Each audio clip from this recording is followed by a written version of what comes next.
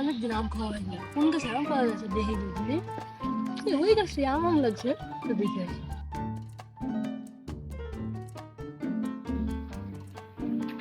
মেলা দিন পরে ক্রিকেট খেলছি, দেখি কাউকে পাই কিনা।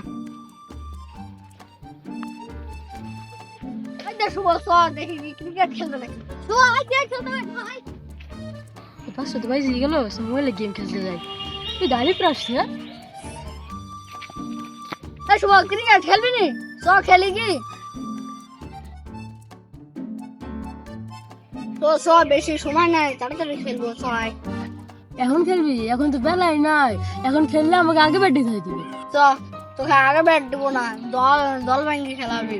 তুই আরে আমি আরে, খেলা হবে 6।